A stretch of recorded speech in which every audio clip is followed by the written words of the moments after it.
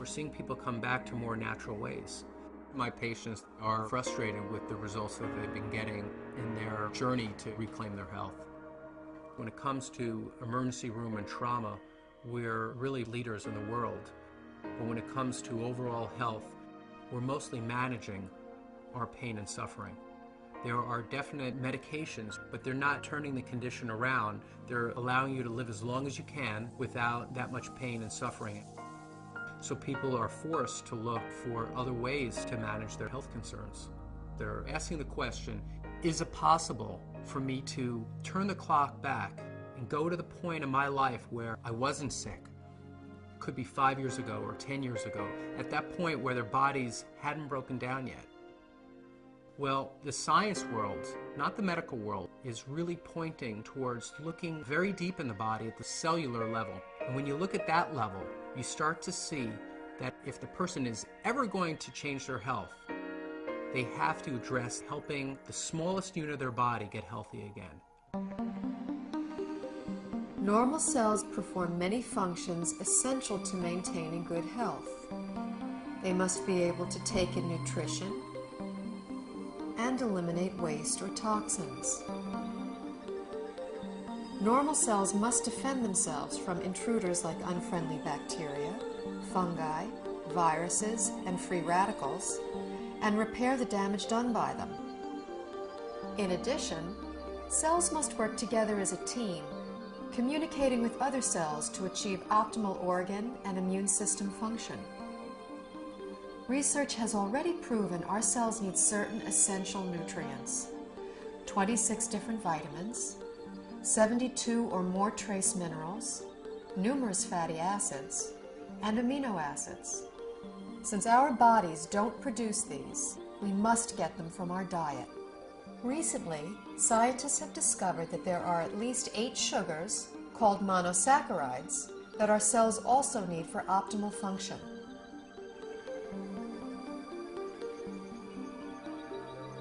Inside cells, these sugars combine with protein strands and form complex structures called glycoforms. The exterior of a healthy cell is covered with a dense forest of these glycoforms. Glycoforms can exchange infinite combinations of information depending on their shape and charge. Glycoforms are present on the surface of all cells and actually prevent viruses, bacteria, and other enemy cells from entering a healthy cell by blocking the entrance to the cell's surface.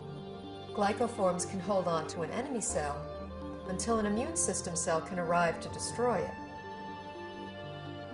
Healthy immune system cells can also accurately identify normal cells and not interfere with their function.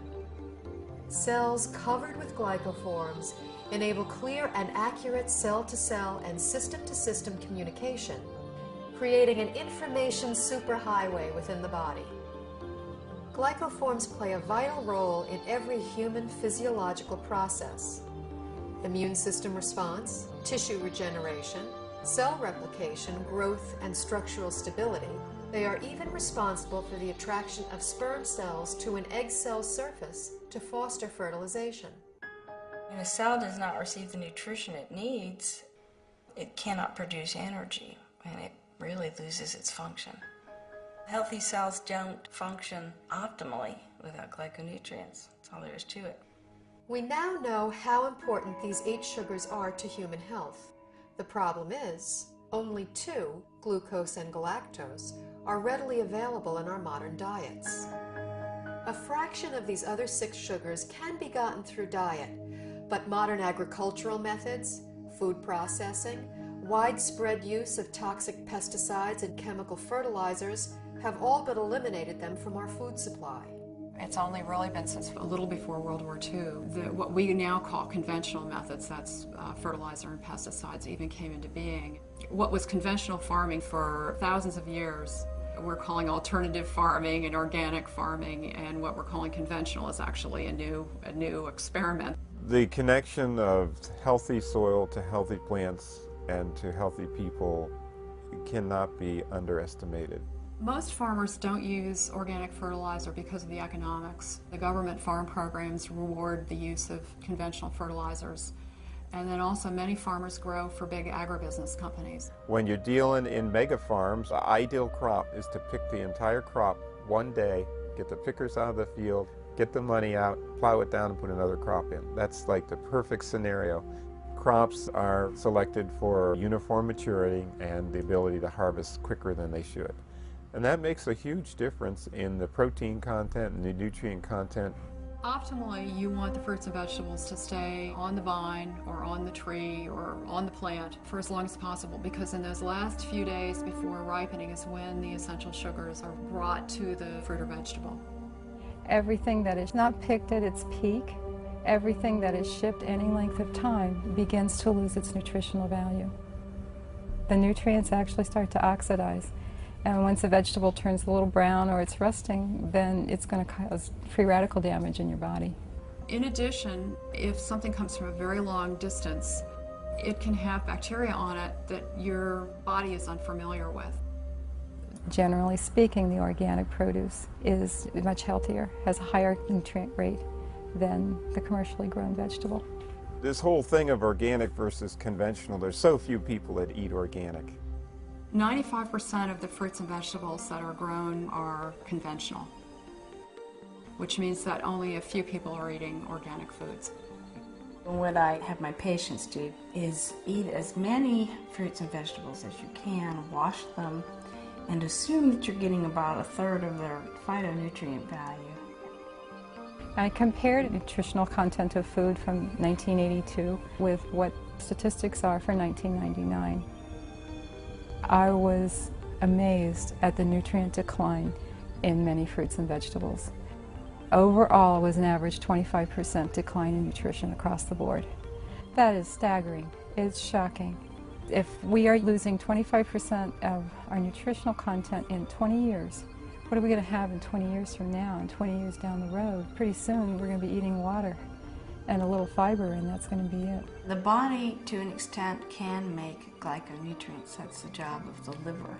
However, that is an emergency mechanism, and we're making our own glyconutrients. It's basically a state of starvation. If you don't have enough of the right type of sugars, you have faulty processing. With the faulty processing, things can go wrong. Without vital sugars and a variety of other micronutrients, cells cannot create glycoforms. The result is a breakdown in cellular communication and immune system response. Depleted cells are unable to defend themselves effectively, so cell structures can be damaged and are not effective in healing and regenerating. In this weakened state, cells cannot communicate effectively, compromising the body's ability to identify problems.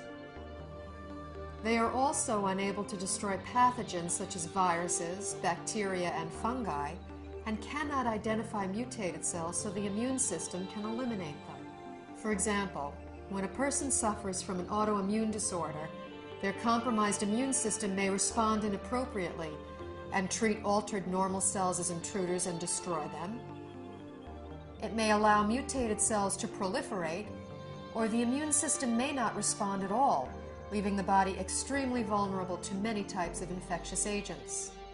Because they're not getting everything they need from their diet, people are doing one of two things. The first thing they do is nothing, and many people are ending up with chronic diseases, or they're getting sick more often. Their health is somehow degraded as a result.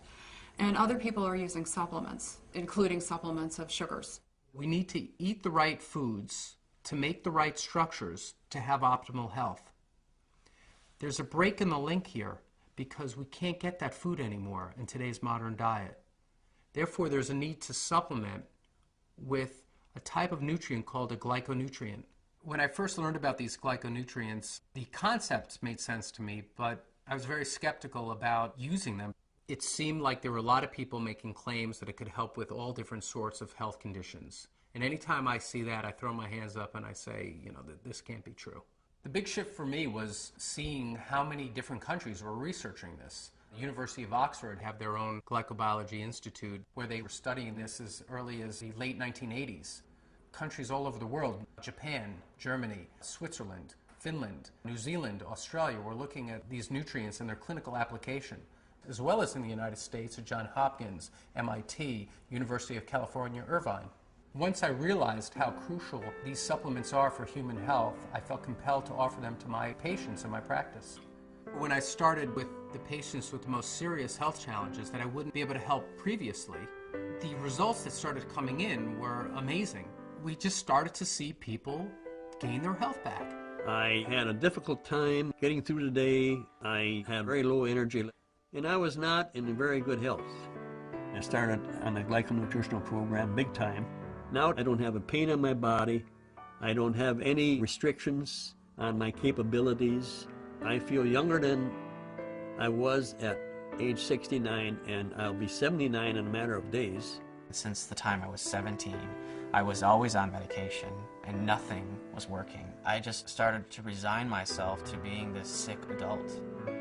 I took these glyconutrients and it's changed my life completely. I'm on a road of recovery where I feel I'm more alive than I've been in over 10 years.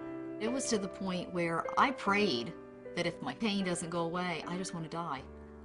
I went ahead and decided to start taking glyconutrients, and I was completely, within 3 weeks, pain-free.